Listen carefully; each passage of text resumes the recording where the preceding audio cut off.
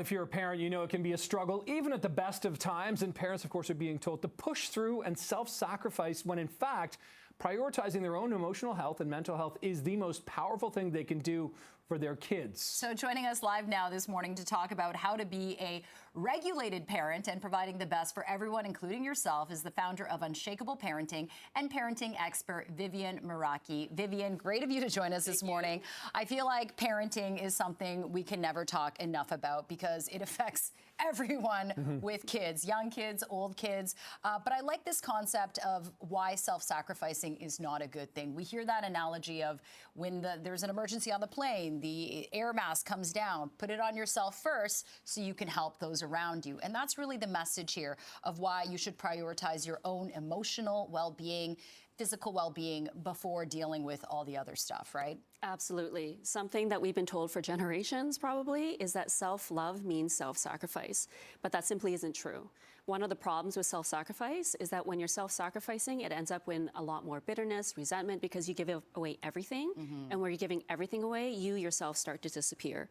And the problem with that within a parenting context is that your kids feel it too. And not only is it being modeled for them, but then that is where it starts to drift and disconnection can start entering the family. What if people don't even recognize or notice that they are themselves disappearing, Vivian? What would you say to them to sort of give their head a shake and kind of figure out, hey, this is actually happening to me? Well, I think that some of the things, even if you're not realizing it, it's how am I feeling? How, where's the joy? Am I waking up feeling like I have that connection with my children and the things that I really care about?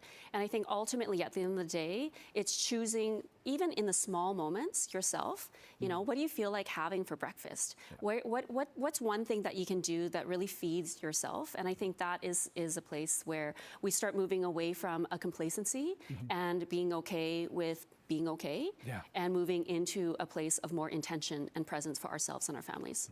Yeah, Vivian, we always kind of talk about also maternal guilt or that parental guilt. We have to do this for them, everything, be there because this is what's best for the kids, quality time.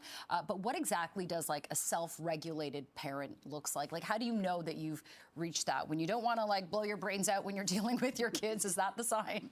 Yeah, so I think that a key thing to think about is regulation doesn't look like it's calm all the time. Regulation is awareness.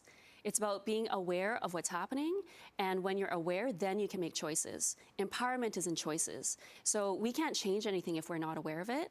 And so when I think about a regulation, it's about just knowing where I'm at right now, how am I feeling. So something that I do with my children, if I'm having a bad day, is I'll say, I had a bad day.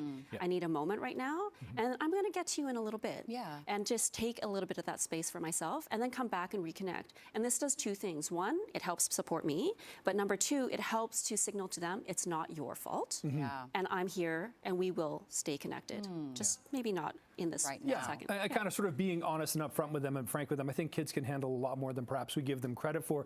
Vivian, the other thing that you mentioned that is so interesting, of course, there are so many families of divorce, where parents aren't together, or even parents just don't live together anymore.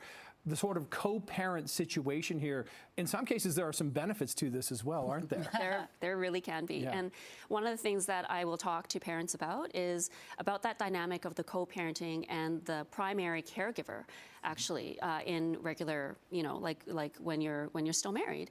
And we talk so much about emotional labor in the household. Emotional labor is really, feeling like you have to take care of everything, managing everything, paying attention to everyone else's emotions. And that is a real load. And something that I would suggest is actually, you're not responsible, actually, for everything.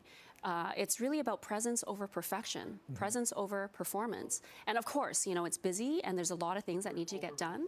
But one of the things to introduce into, a marriage is really thinking about that division and going, within actually a co-parenting context, when people are divorced, there is a very clear forced division of labor. And so if you think about that in the context of marriage, and actually who's the primary person that's taking care of all the things this week with the children, et cetera, because that's a huge load. Sometimes that helps a lot of families, and I've had clients where that's really benefited before divorce. No, that makes sense, right? Not having that resentment or tension with your partner because you're in this together. In my household, for example, my husband David does the math and French homework with my grade 7 child because that's his forte. You know what I mean? And I do the dentist appointments and all the other stuff, but we didn't really talk about it. But maybe sitting down, having a plan so that we know, kind of like household chores, this is my area versus yours. Yeah, and I think it's leaning into everyone's strengths, right? Yeah. Yeah, and working together. I think communication is really key. It is Absolutely. indeed. Vivian, these are great tips. Really appreciate this morning. Thanks for coming in and having this conversation with us. Thanks for having me. Good to meet you. Yeah, thank you very much. Thank you. All right. Thanks, Vivian. Thank you. Quick break Appreciate it. here on CP24 Breakfast. Back with your headlines right after this.